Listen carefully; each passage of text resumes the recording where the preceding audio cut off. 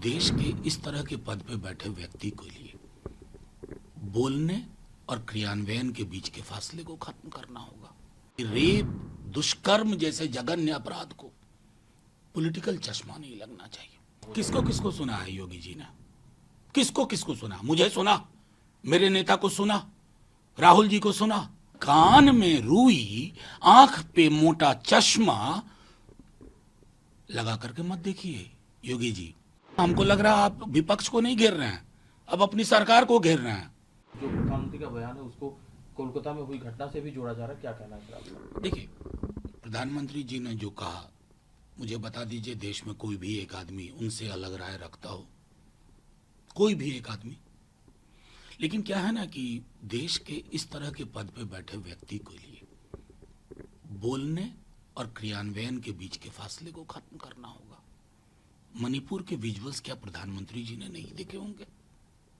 क्या उनकी आंखों से नहीं गुजरा होगा? क्या हाथरस में क्या हुआ?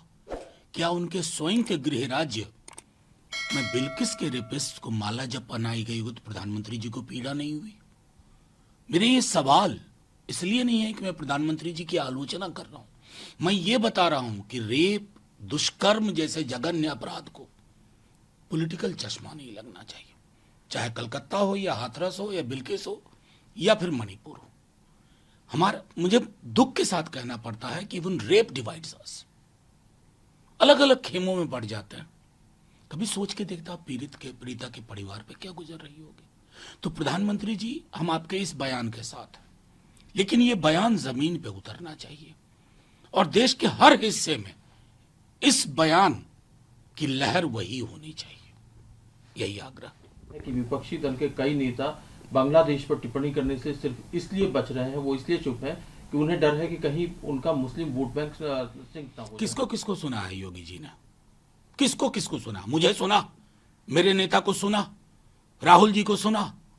मतलब कान में रुई, आंख पे मोटा चश्मा लगा करके मत देखिए योगी जी।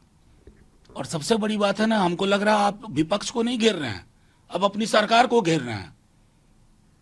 और किसको घेर रहे हैं ये सब जानता है कि बीजेपी में आपका कंपटीशन कहां चल रहा है। एक एक व्यक्ति परेशान है। बंगाल से ममता जी ने तुरंत कहा, हमारे नेता ने कहा।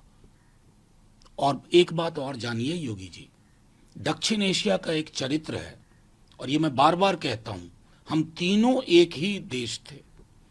एक देश में माइनॉरिटीज के प्रोटेक्शन के लिए जो निजाम, जो मिजाज हम एस्टैब्लिश करेंगे, वो दूसरे लोगों को मानने पे मजबूर होना पड़ेगा। और हां, बुलडोजर का बेजा इस्तेमाल न्याय के पर्यायवाची के रूप में जो व्यक्ति करे, उसे ये सब बोलने का तो कोई हक ही नहीं है।